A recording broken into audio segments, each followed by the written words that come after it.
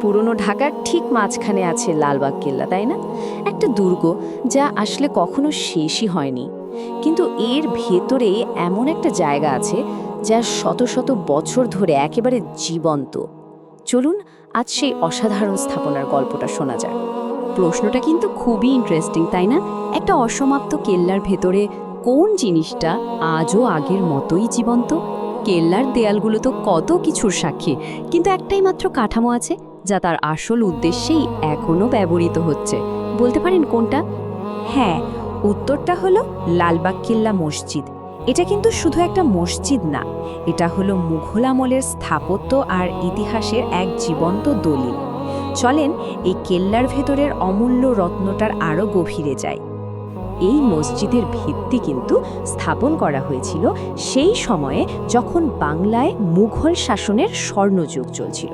মানে আমরা কথা বলছি ১৭০০ শতকের, যখন স্থাপত্য আর শিল্পকলা ছিল একদম অন্য লেভেলে।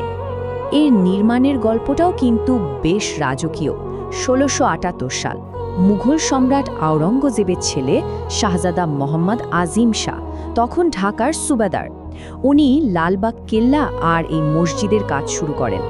কিন্তু পরে যখন সুবাদার শায়েস্ত খান এলেন, তিনি কেল্লার অন্যান্য কাজ থামিয়ে দিল, এই মসজিদটার কাজ কিন্তু ঠিকই শেষ করেছিলেন। আর ঠিক এই কারণে মসজিদটা এত স্পেশাল।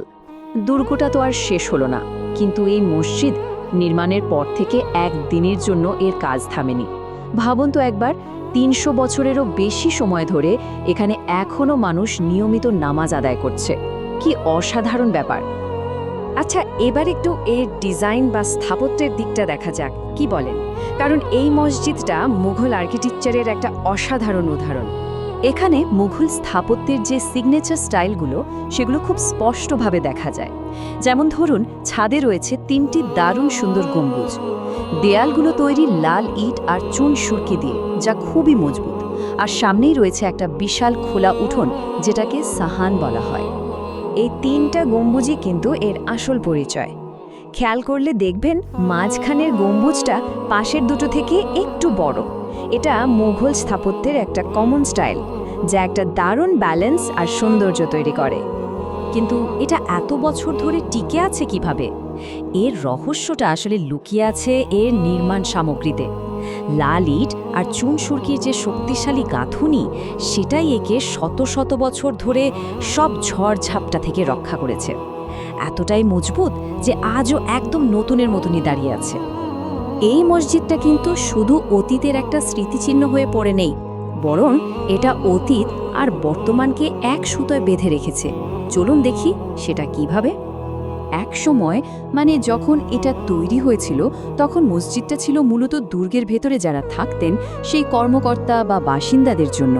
আর এখন এটা সবার জন্য খোলা, একটা জনপ্রিয় ঐতিহাসিক জায়গা, আবার একই সাথে একটা জীবন্ত মসজিদ যেখানে নিয়মিত ইবাদত হয়। সময়ের সাথে সাথে এর ভূমিকাটা এভাবেই বদলে গেছে। এই কথাটা বোধহয় এর জন্য একদম পারফেক্ট। এটা এক জীবন্ত ইতিহাস যেখানে ইবাদত বর্তমানকে অতীতের সাথে সংযুক্ত করে। আসলেই তো, এখানে প্রতিবার নামাজে দাঁড়ানো মানেই যেন ইতিহাসের সাথে এক হয়ে যাওয়া। আর এ কারণেই এখন যারা লালবাগ কেল্লায় ঘুরতে আসেন, দেশি বা বিদেশি যেই হন না কেন, তাদের কাছে এটা একটা মাস্ট সি প্লেস। মানুষ এখানে শুধু ইতিহাস দেখতেই আসে না, এর স্থাপত্যের সৌন্দর্য আর আধ্যাত্মিক পরিবেশটাকেও একসাথে অনুভব করতে আসে। তো সব শেষে একটা প্রশ্ন কিন্তু মাথায় ঘুরপাক খায়, কিভাবে একটা সাধারণ ইটের তৈরি স্থাপনা শত শত বছর পরেও একটা পুরো জাতির পরিচয় আর ঐতিহ্যকে এভাবে বয়ে নিয়ে চলে? লালবাগ কেল্লা মসজিদ নিজেই হয়তো এই প্রশ্নের সবচেয়ে সুন্দর জীবন্ত উত্তর।